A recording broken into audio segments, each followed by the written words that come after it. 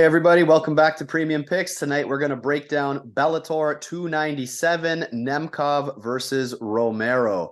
It's actually a fun Friday night card. Only 4 fights on the main card, but they are actually pretty fun fights. It's actually a pretty good card. I'm looking forward to it. Before we break it down, as always, like and subscribe, and let's get into it. Fight number one, they're opening up with a heavyweight slobber knocker, Daniel James versus Gokhan Sarakam. Simply put, these guys win by knockout, they lose by knockout. So I think this is just a entertaining opening to a card. So it gets the night set, gets the crowd pumped up with a knockout. It's a dead even line.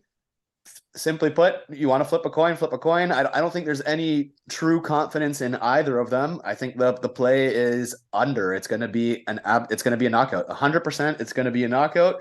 So let's go Daniel James by knockout just because I like his name. I don't know. No rhyme or reason. Somebody by knockout. Don't take why bet the money line at -110 on either side? Bet them to win by knockout. You're going to get some plus money on one of them. What do you think? So Daniel James is actually the finisher out of the two. Gokhan Sarakam, his last 3 or 4 fights have gone to decision, but that's because I think he let his cardio, and it became like a sloppy fight after like a little bit. You know what I mean?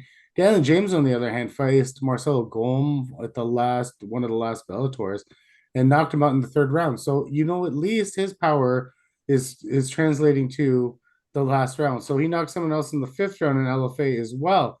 So he is knocking guys out later on in the fight, whereas the other guy is just trying to lean on guys and kind of do that and win a decision sort of thing.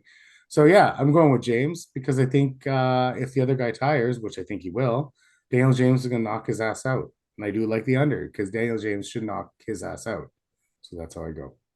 All right, that's going to be a fun start to the night. Then moving on to the next fight of the night, we have two former UFC veterans. They're still good fighters. We got Cory Anderson, who just lost his title fight versus the now champ Nemkov, and he's fighting Mr. Wonderful, Yeah. Phil Davis. They're both fantastic wrestlers. They both Davis is a little bit awkward on the feet, maybe doesn't look as comfortable. But I think Anderson's probably the bigger puncher of the two, but he's also the chinnier fighter of the two. Davis has never been finished, and he's been in there with everybody. He's been in there with Rumble Johnson couldn't finish him. Ryan Bader, Lyoto Machida. He's been in there with everybody, and nobody has finished Phil Davis. So I don't think Cory Anderson's going to finish Phil Davis.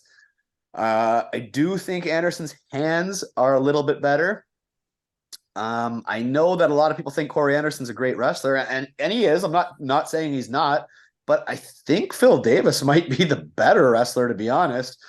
I think this fight has over written all over it because Phil Davis doesn't get finished, and he's not a huge puncher himself. So even though Cory Anderson might be a little bit chinny, it's not like Phil Davis is a knockout puncher. So somebody's going to win by decision, in my opinion.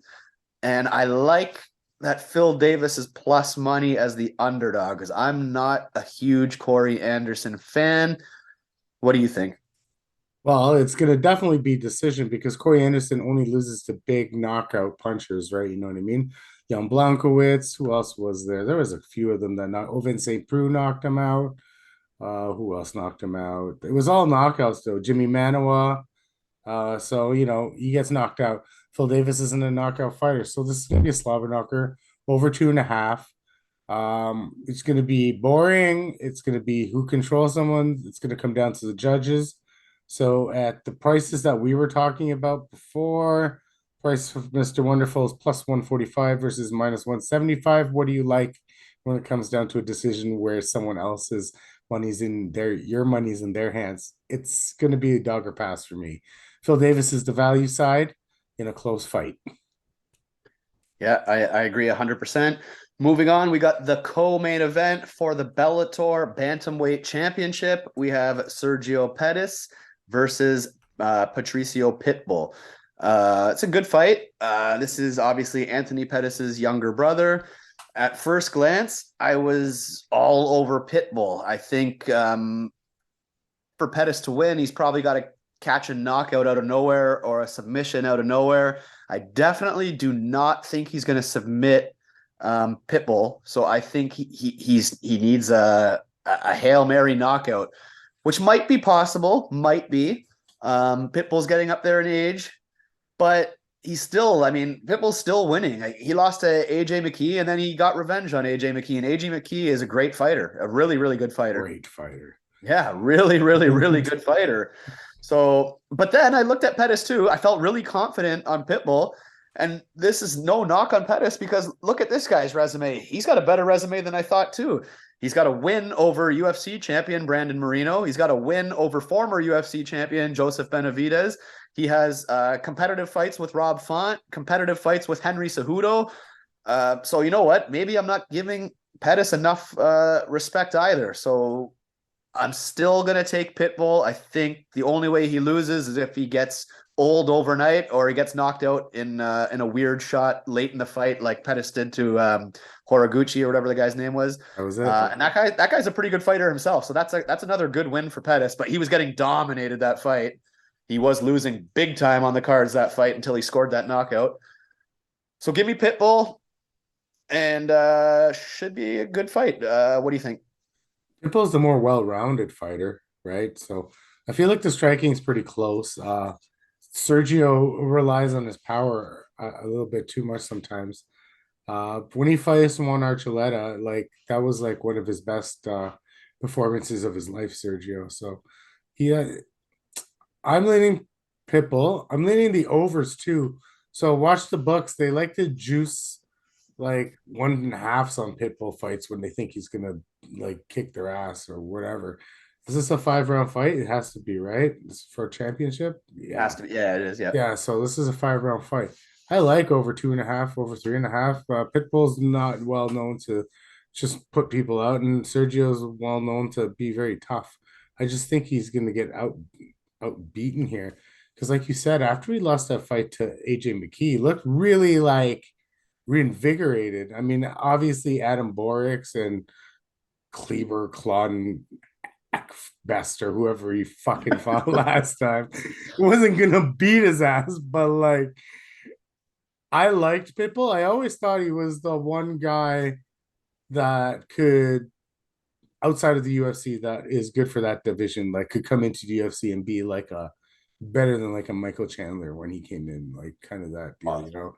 He slept Chandler in the first yeah, round. so I mean, like better than like I feel like he could have came in right away from another. You know, when guys come from Bellator, they come into UFC or whatever, and they have that lull in that first fight. I always thought he was the best fighter outside of the UFC in any weight division.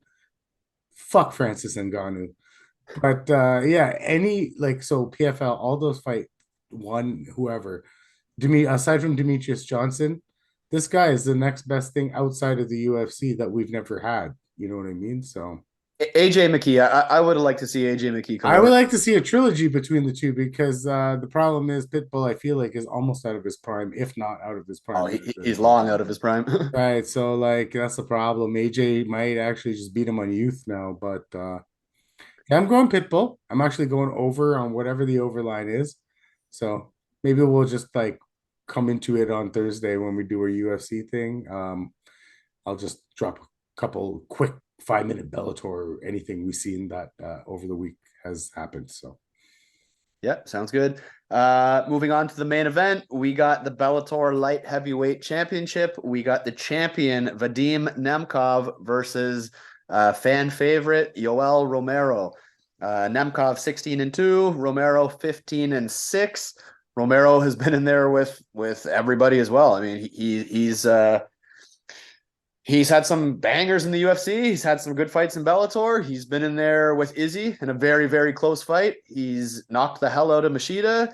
He killed Luke Rockhold. He's a terrifying man. He might be the scariest fucking guy on the planet, man. The problem with Yoel Romero is like every second or third fight, he like freezes. He's gun shy and he's extremely low output. It's funny because he's a massive underdog here. He's plus 265, plus 285, something like that. And he does have a path to victory, to be honest. Like he has the wrestling credentials that can take down Nemkov. Nemkov is not some amazing ground fighter at all. Like at all. Corey Anderson was having his way with them in that first fight before that accidental headbutt or whatever. Corey Anderson took him down. He was pounding him. He was on his way to victory before that accidental headbutt. So Yoel Romero should be able to take him down and pound him out. He honestly should. However, he doesn't use his wrestling. He never uses his wrestling. So if they're going to stand and bang it out, Nemkov's the more technical striker. He's the more volume, uses his kicks better. Like he throws a lot of leg kicks, throws a lot of different attacks at range. He's a taller, longer guy. You got to think this fight goes one of two ways. Nemkov probably by decision, or Romero knocks him out, because Nemkov has been rocked a few times too. So I could see it either way, and I'm not going to bet Nemkov's money line at minus 300 or whatever he is. So to me, you got to pick one of those two plays, Romero by knockout or Nemkov by decision. Maybe the decision will give you plus money. I don't know. Props are out Wednesday or Thursday.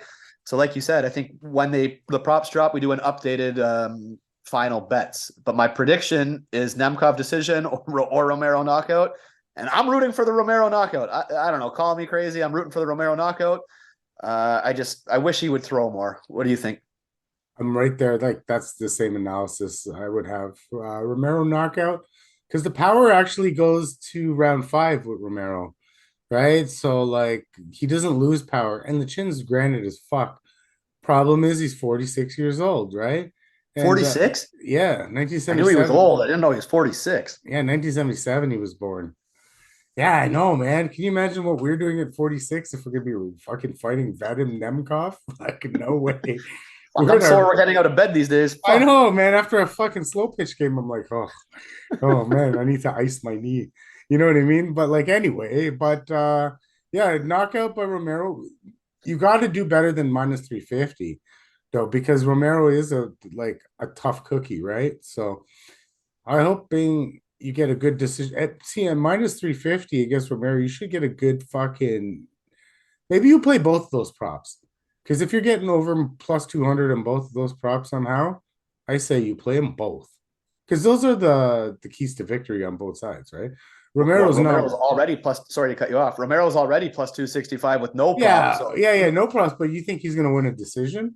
Like no, we've been watching this shit for a long time.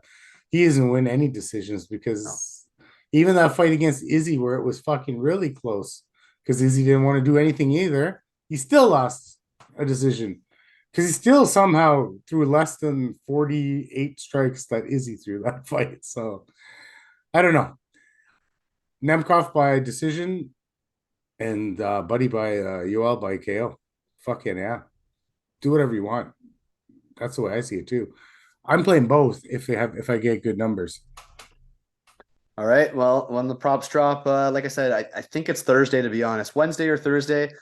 We also have the UFC card video out, and we said we're going to do an update Thursday. So you know what? On Thursday, we'll post our bets for both. So look out for the bets on Thursday. Like and subscribe, and we will see you then.